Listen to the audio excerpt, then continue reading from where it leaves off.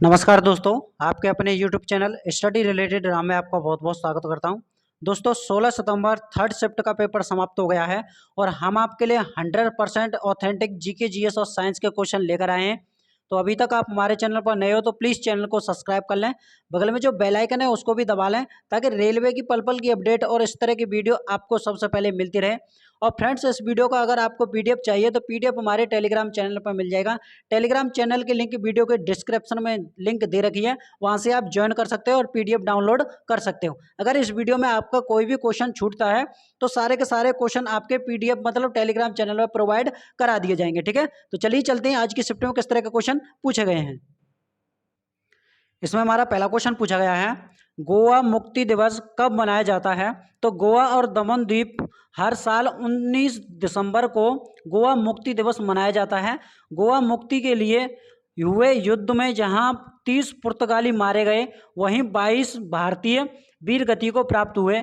घायल पुर्तगालियों की संख्या 57 थी, जबकि घायल भारतीयों की संख्या 54 थी। तो इसका जो राइट आंसर हो जाएगा वो हो जाएगा आपका 19 दिसंबर को ये गोवा मुक्ति दिवस मनाया जाता है। ठीक है, चलिए अगले क्वेश्चन की तरफ बढ़ते हैं। अगला क्वेश्चन है, कर्क रेखा कहाँ किस राज्य से होकर गुजरती है। तो आपको बता दें, क्वेश्चन इस तरह से पूछा गया था कि कर्क रेखा किस राज्य से होकर नहीं गुजरती है। तो आपको बता दें, जो कर्क रेखा हमारी गुजरती है गुजरात, मध्य प्रदेश, छत्तीसगढ़, झारखंड, पश्चिम बंगाल, त्रिपुरा, मिजोरम, इन राज्यों से होकर गुजरती है। अगर इनके अलावा कोई भी और राज्य होगा वही इसका राइट आंसर हो जाएगा। ठीक है, चलिए अगले क्वेश्चन की तरफ बढ़ते हैं। अगला क्वेश्चन है, कॉमनवेल्थ 2022 में गोल्ड मेडल सबसे पहले किसने जीता। तो पैरा पावर लिफ्टिंग स्पर्धा के पुरुष हैवीवेट कैटेगरी में सुधीर ने गोल्ड जीता।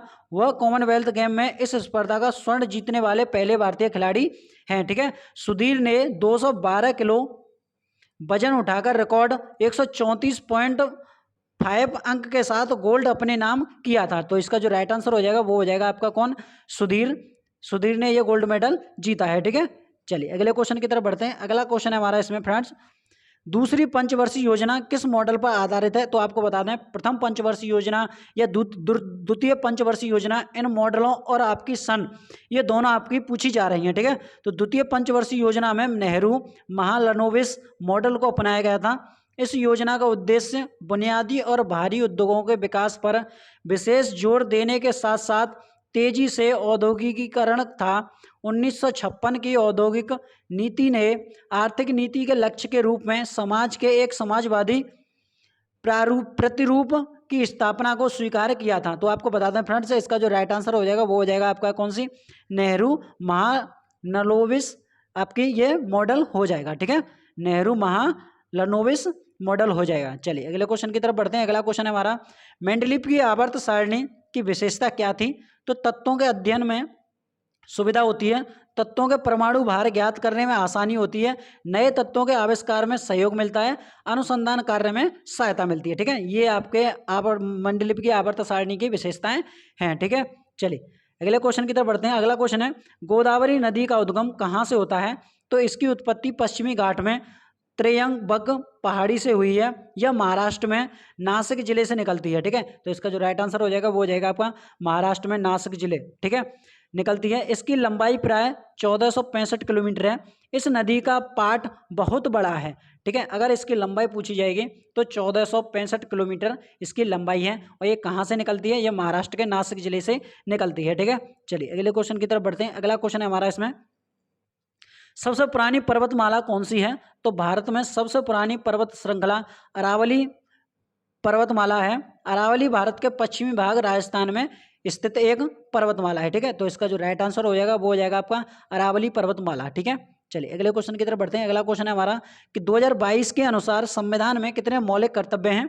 तो भारतीय संविधान में 11 मौलिक कर्तव्य हैं, इसका राइट आंसर हो जाएगा। ठीक है, चलिए अगले क्वेश्चन की तरफ बढ़ते हैं। अगला क्वेश्चन है हमारा, राज्य की शक्ति किस अनुच्छेद में स्थित है। तो अनुच्छेद 256 यह बताता है कि संसद द्वारा बनाए गए कानूनों का अनुपालन सुनिश्चित करना प्रत्येक राज्य का अधिकार है। ठीक है, चलिए अगले क्वेश्चन की तरफ बढ़ते हैं। अगला क्वेश्चन हमारा, 2011 जनगणना के अनुसार तीसरी सबसे ज्यादा बोले जाने वाली भाषा कौन सी है। तो 2011 जनगणना के अनुसार मराठी भारत में तीसरी सबसे अधिक बोले जाने वाली भाषा है।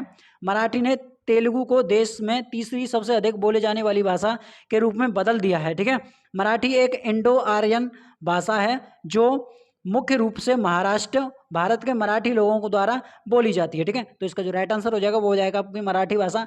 पहले कौन सी थी? तो पहले आपकी तेलुगु थी, लेकिन अब क्या है, अब कौन सी, अब आपकी मराठी भाषा हो गई है। ठीक है, चलिए अगले क्वेश्चन की तरफ बढ़ते हैं। अगला क्वेश्चन है कोविड वैक्सीन का किस प्रकार उपयोग, मतलब इस तरह कोविड वैक्सीन से एक क्वेश्चन आया हुआ था और उसमें पूछा गया था कि किस जानवर को सबसे पहले लगाया गया है। तो आपको बता दें वो हमारे जो मतलब एनालाइज हुआ है तो उसमें दिया हुए थे ऑप्शन बंदर, घोड़ा, कुत्ता और इस तरह का। तो आप कमेंट बॉक्स में हमें जरूर बताइए, हमारी तरफ से इसका आंसर कुत्ता हो सकता है। और अगर आपको सही आंसर पता है तो कमेंट बॉक्स में हमें जरूर बता सकते हैं। ठीक है, चलिए अगले क्वेश्चन की तरफ बढ़ते हैं। अगला क्वेश्चन है 2011 में कौन सा ऑर्बिटर लॉन्च हुआ है? तो आपको बता दो 2021 की बात कर रहा था वो, उसमें ऑप्शन दिए थे चंद्रयान 1, चंद्रयान 2, चंद्रयान 3, चंद्रयान 4। तो चंद्रयान 2 और 3 में से आप कंफर्म करके हमें बता दीजिएगा। ठीक है, चलिए अगले क्वेश्चन की तरफ बढ़ते हैं। अगला क्वेश्चन है प्लास्टर ऑफ पेरिस में जल की मात्रा कितनी होती है? तो इसमें प्लास्टर ऑफ पेरिस में जल की मात्रा पूछी थी।